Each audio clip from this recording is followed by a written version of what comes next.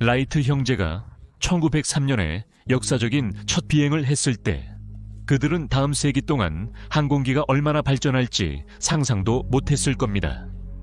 라이트 플라이어라고 불렸던 그 비행기는 동력이 달린 연에 불과하다고 혹평받을 수도 있지만 세계를 축소시키고 수개월이 걸리던 세계 여행을 몇 시간 만에 가능하게 한 기술 혁명을 촉발시켰습니다.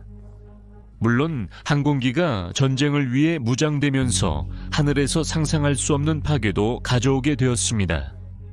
이렇게 호기심의 대상에서 실질적인 항공 전력으로 진화하기까지는 실험이 필수적이었지만 성공한 실험 하나마다 수백 번의 실패가 뒤따랐습니다. 전 세계 군사 기획자들의 거대한 꿈들이 아쉽게도 이루어지지 못했습니다. 이것이 바로 그들의 이야기입니다.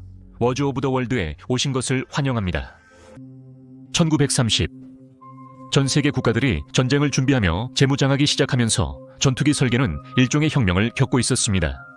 이전 20 사용되던 복엽기는 빠르게 더 날렵한 단엽기로 대체되고 있었지만 두 기종 모두 장점과 단점이 있었습니다. 예를 들어 복엽기는 저속과 저고도에서 훨씬 더 민첩했고 훨씬 짧은 거리에서 이륙할 수 있었습니다. 반면 단엽기는 항력이 적어 훨씬 더 빠르고 조종색에 더 넓은 시야를 제공했는데 이는 전투기에게 매우 중요한 요소였습니다. 전 세계의 엔지니어들은 단엽기의 장점을 살리면서도 복엽기의 장점을 희생하지 않는 비행기를 만들기 위해 노력했고 그중 한 명이 바로 소련의 엔지니어 블라디미르 셰브첸코였습니다. 그의 해결책은 이론적으로는 간단했습니다. 기본적으로 복엽기를 설계하되 하부 날개를 상부 날개 쪽으로 들어올리는 메커니즘을 장착한 것이었죠. 이는 스타워즈 영화에 나오는 엑스윙 전투기와도 비슷했습니다. 1939년에 모형을 제작하자 소련 당국은 충분한 관심을 보여 IS-1이라는 이름의 시제기를 주문했습니다. 이 비행기는 폴리모픽 전투기, 즉 두 가지 이상의 형태를 가진 전투기였습니다. IS-1 시제기는 1940년에 완성되었고 그해 11월 첫 비행을 했습니다. 하부 날개의 바깥쪽 절반은 수평으로 상부 날개의 하부에 있는 홈으로 들어가도록 접혔으며 이 동작은 동체 수직으로 장착된 하나의 공합 액추에이터에 의해 수행되었습니다. 전투기 역할을 위해 상부 날개에는 프로펠러를 통과해 발사할 수 있도록 동기화된 기관총이 장착될 수 있었습니다. 항공기의 시험 결과는 유망했지만 하부 날개를 접는 메커니즘의 무게 때문에 단엽기 구성에서의 속도는 실망스러웠습니다. 좌절하지 않고 두 번째 시제기가 제안되었는데 이는 기존 엔진을 최신형 M88 엔진으로 교체하고 기체에는 약간의 공기역학적 개선이 이루어졌습니다. 하지만 안타깝게도 1941년 6월 22일 독일이 소련을 침공하면서 소련은 노력을 보다 전통적인 항공기 유형에 집중하게 되었고 이 프로젝트는 폐기되었습니다. 다른 나라들도 다형성 설계에 손을 대긴 했지만 IS-1, 이 실제 운용형에 가장 가까웠습니다.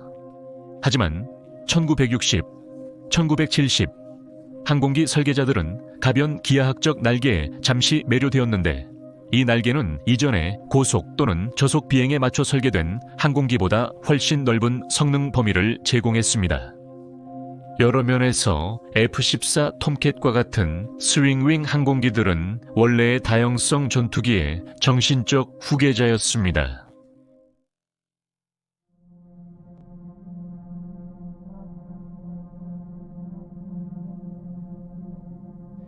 전쟁 직후의 세계에서 폭격기는 여전히 주요 전략무기 플랫폼이었고 원자 무기로 무장한 채 적 도시를 파괴적으로 공격할 수 있었습니다.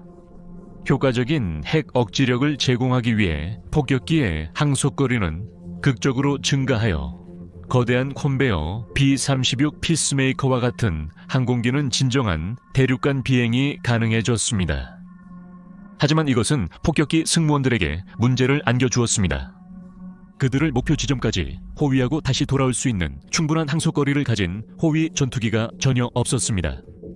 그리고 제2차 세계대전이 증명했듯이 이것은 폭격기 부대의 재앙을 초래할 수 있었습니다. 그래서 미 공군은 새로운 해결책인 기생 전투기를 시험해 보았습니다. 이 전투기들은 어떤 방식으로든 폭격기에 달라붙어서 목표 지역까지 함께 이동하고 적 전투기의 공격을 받을 때만 분리되는 방식이었습니다. 이것은 완전히 새로운 개념은 아니었으며 제2차 세계대전이 끝나기 전에도 여러 나라에서 비슷한 제안과 일부 실험이 이루어졌고 미국은 맥도넬 XF-85 고블린이라는 전용 기생 전투기까지 개발한 바 있습니다. 하지만 이제는 나라 전체를 파괴할 수 있는 폭탄이 등장했기 때문에 이를 시도해봐야 한다는 절박감이 실제로 있었습니다.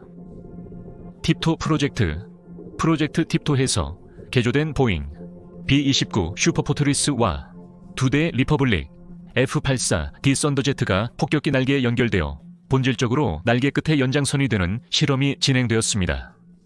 F-84 전투기들은 연료를 아끼기 위해 엔진 출력을 낮췄지만 조종사들은 여전히 폭격기 조종사의 움직임에 맞춰 기체를 함께 조종해야 했습니다.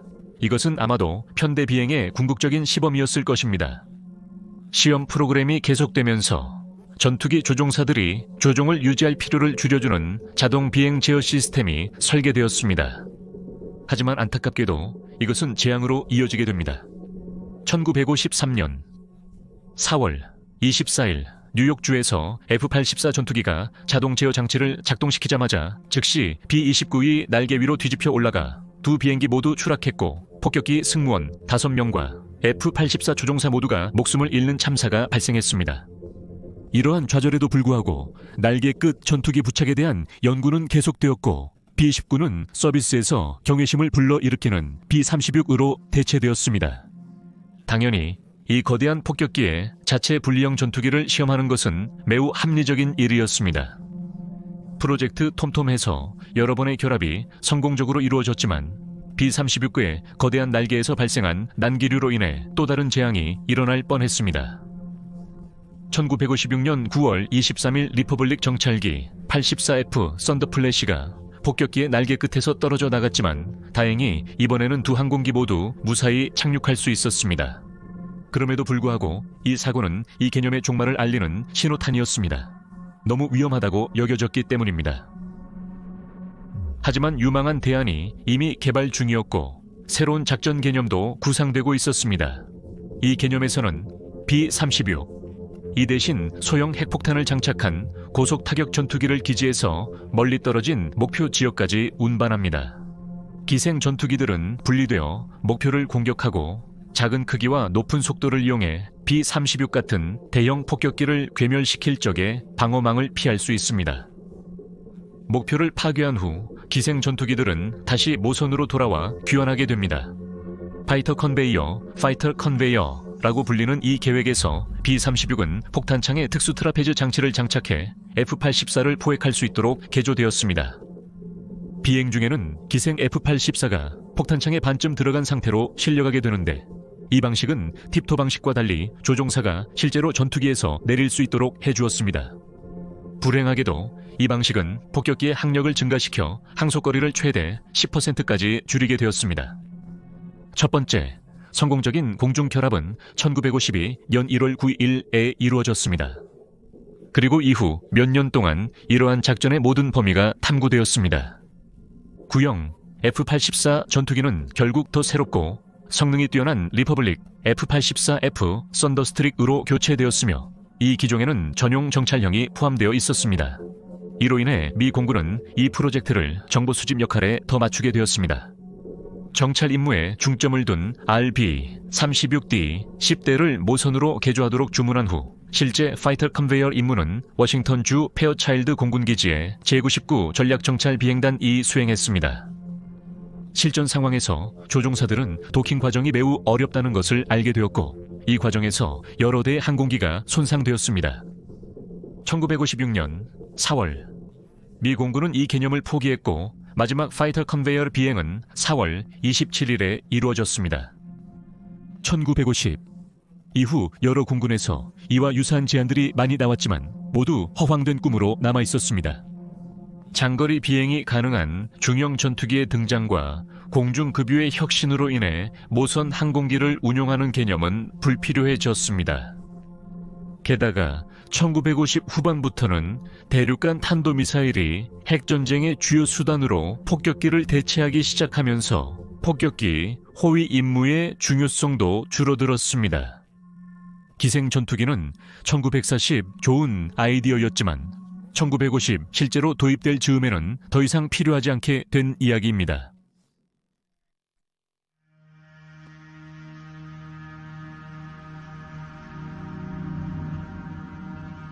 보잉 FAR-82 슈퍼 호넷이나 유로파이터 타이푼 같은 현대 전투기를 생각해보면 이들은 날개 아래에 다양한 무기들을 장착하고 있습니다. 이 전투기들은 다양한 임무를 수행할 수 있고 여러 종류의 무기를 탑재할 수 있지만 그 모든 무기들의 공통점은 발사 플랫폼인 전투기보다 훨씬 작다는 점입니다. 이제 비교를 위해 독일의 미사일 프로젝트를 생각해 보십시오. 처음 보면 이것이 또 다른 기생 전투기 개념이거나 폭격기 위에 장착된 작은 전투기가 미사일이라고 생각할 수 있지만 그렇지 않습니다. 사실 이 폭격기 자체가 거대한 미사일이며 조종사는 전투기를 타고 목표 지점까지 비행한 후 공격을 시작하면서 분리하게 됩니다. 독일의 미사일, 즉 미슬토 프로젝트는 처음에는 병력을 수송하는 글라이더의 배치를 돕기 위해 고안되었지만 곧 더 공격적인 역할에 사용할 수 있다는 것이 밝혀졌습니다. 글라이더를 승무원이 없는 폭격기로 교체하고 조종석에는 거의 2톤에 달하는 폭발물을 가득 채움으로써 독일군은 이 미사일 프로젝트가 자신들에게 엄청난 위력을 지닌 전쟁 승리의 무기를 안겨줄 것이라고 믿었습니다. 성형 작약이 폭발 에너지를 목표물 앞으로 집중시키면서 이 미사일은 최대 7두께의 철근 콘크리트를 관통하거나 가장 큰 전함도 반으로 잘라버릴 수 있을 것으로 기대되었습니다. 전투기에 탑승한 미사일 조종사들은 목표물을 식별한 뒤 약 3km 거리에서 두 항공기를 일렬로 정렬시키고 30각도의 급강에 들어갔습니다. 이제 본질적으로 거대한 공대지 미사일이 목표물에 고정된 상태에서 조종사는 자신의 전투기를 분리해 탈출하고 폭격기는 파괴적인 마지막 비행을 향해 계속 날아가게 됩니다. 이 프로젝트는 유명한 융커스 항공기 회사에서 일하던 엔지니어 지크프리트 홀츠바우어의 제안에 따라 1940이 시작되었습니다. 시험 결과는 고무적이었고 연합군이 노르망디 해변에 상륙할 즈음에는 루프트바페가 해안 거점을 지원하는 함선들의 새로운 무기를 투입할 준비가 되어 있었습니다. 연합군 병사들은 독일 폭격기 승무원들이 자살 공격을 감행하는 모습을 목격하고 충격을 받았을 것입니다. 실제로는 아무도 탑승하지 않았다는 사실을 몰랐기 때문입니다. 하지만 이 새로운 분더바페에 대한 독일군의 자신감에도 불구하고 결과는 실망스러웠습니다. 이 시점에서 연합군의 제공권은 너무나 압도적이어서 느릿느릿한 폭격기 미사일들은 스피파이어와 머스탱 전투기들에게 때로 공격당했습니다. 그중 비행을 살아남은 것들도 목표물을 거의 맞추지 못했습니다. 전쟁 중에 250기 미사일이 배치되었지만 그 영향은 미미했고 이를 운용하던 부대들은 큰 피해를 입었습니다. 미사일 작전을 위해 다양한 폭격기와 전투기가 사용되었기 때문에 정확한 항공기 조합은 존재하지 않았습니다. 그리고 전쟁이 끝날 무렵에는 제트 엔진 버전까지 제한되었지만 이것들은 결코 실현되지 않았습니다. 나치 독일은 결국 몰락했고 그들이 자신들을 구할 수 있을 것이라 생각했던 무기는 결국 아무런 성과도 내지 못했습니다.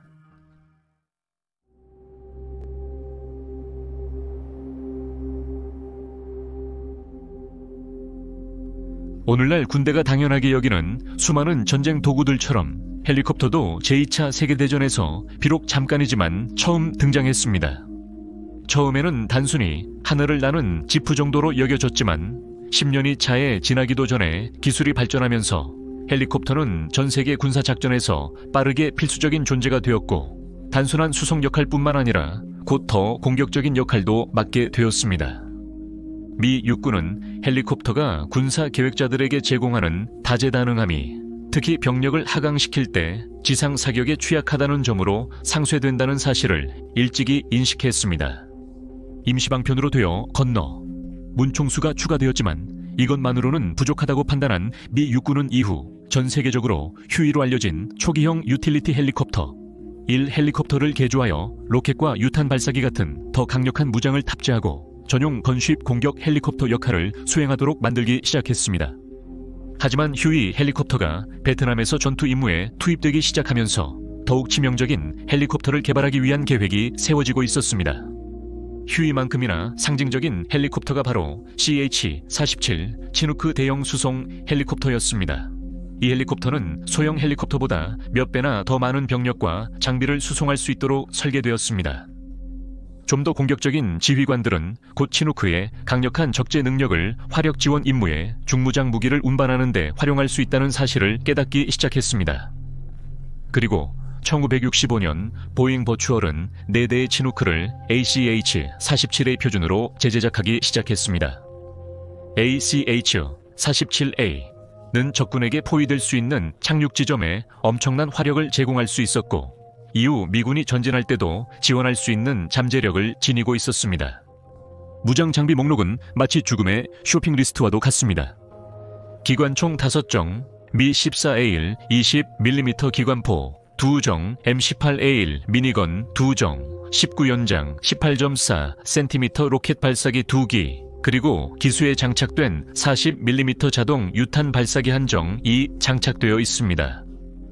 그리고 이 모든 것이 충분하지 않다면 필요에 따라 후방과 측면 도어를 제거해 추가 기관총이나 다른 무기를 장착할 수도 있습니다. 치누크가 적의 집중 사격을 받을 것이라는 점을 인식하고 헬리콥터에는 8명의 승무원을 보호하기 위한 대대적인 장갑 업그레이드가 이루어졌습니다. 하지만 이 장갑과 무거운 무장 탑재량이 합쳐지면서 치누크조차 감당하기 힘들었고, 성능 저하를 보완하기 위해 더 강력한 엔진을 장착해야 했습니다. 이 새로운 항공기는 장갑 치누크 또는 무장 치누크로 불렸으며, 승무원들은 이를 건스 어 고고라고 별명 붙였습니다. 그리고 1966년 베트남에서 전투 시험이 실시되었습니다. 모든 기록에 따르면 배치된 세대의 항공기는 전투에서 훌륭한 성능을 발휘했으며, 무장 휴이와 고정기획 더글라스 47 스푸키 건쉽 사이 어딘가에 위치한 역할을 했습니다. 하지만 불운이 이 프로그램을 따라다니는 것 같았습니다. 한 대의 항공기는 일반 CH-47과에 예기치 못한 지상 충돌로 복구 불가능할 정도로 손상되었고, 프로그램의 추진력이 떨어지지 않도록 평가용 항공기가 미국에서 투입되었습니다. 9만의 그 항공기도 20기관포가 사격 중에 풀려 위로 회전하면서 포탄이 항공기의 로터로 날아가 결국 스스로를 격추시키고 탑승해 있던 8전원을 사망하게 하는 사고로 잃게 되었습니다. 이로부터 9 후 남아있던 2대의 무장 치누크 헬리콥터가 집중 사격을 받아 그중 한 대가 동력 없이 착륙해야만 했습니다. 다른 항공기는 승무원들을 구조하는 동안 제압 사격을 가한 뒤 현장을 탈출했습니다. 귀중한 추락 치누크 헬리콥터를 회수하려는 노력은 적의 박격포 공격으로 인해 헬리콥터가 파괴되면서 좌절되었습니다. 이제 단 한 대의 항공기만 남게 되자 프로그램을 폐기하기로 결정했습니다. ACH-47 프로젝트를 결국 좌초시킨 것은 단순히 세대의 항공기를 잃은 것만이 아니었습니다. 첫째로, 이제 우리는 세계 최초의 전용 공격 헬리콥터인 아택 헬리콥터 1 휴이 코브라를 보유하게 되었습니다. 이 헬리콥터는 빠르고 무장이 강력하며 장갑도 두껍고 크기도 훨씬 작아서 지상에서 표적으로 삼거나 명중시키기가 훨씬 더 어려웠습니다. 둘째로, 베트남의 군수 상황은 치누크 헬리콥터가 금값만큼이나 귀중한 존재가 되게 만들었습니다. 많은 병사들이 적군으로 가득한 울창한 정글에 둘러싸여 있었고, 공중 보급 외에는 보급이 불가능했기 때문에 지휘관들은 대량의 보급품을 신속하게 병사들에게 전달할 수 있는 치누크를 매우 필요로 했습니다. 이러한 이유로 미 육군은 더 많은 기체를 건십으로 개조하는 데 내주는 것을 꺼렸습니다. 치누크 헬리콥터는 실제로 오늘날에도 여전히 운용되고 있으며 스스로를 방어하기 위해 종종 강력한 무장도 하고 있습니다. 하지만 이들은 결코 ACH-47의 엄청난 화력에는 미치지 못합니다.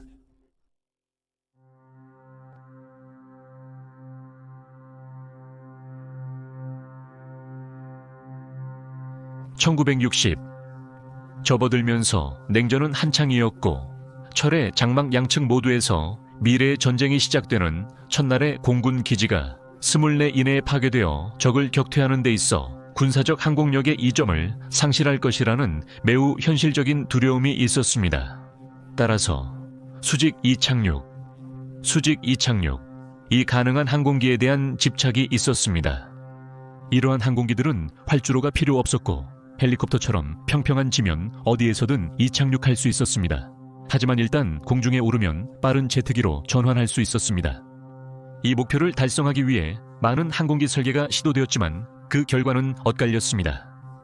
미국에서는 F-100 슈퍼 세이버에 로켓 부스터를 장착해 미사일처럼 발사하는 실험이 진행되었습니다. 하지만 이 방법 역시 어디에 착륙할 것인가 하는 문제가 남아 있었습니다.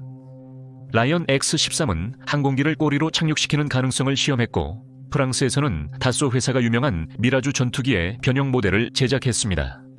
이 모델은 전진 비행을 위한 주 엔진뿐만 아니라 수직 이착륙을 위한 8 수직 장착 리프트 제트 엔진도 탑재하고 있었습니다. 이 항공기는 연료 소모가 너무 많아서 비행 시간이 10분을 넘는 경우가 거의 없었고, 리프트 제트 엔진 중 하나라도 고장나면 비행이 갑자기 끝날 수 있었습니다.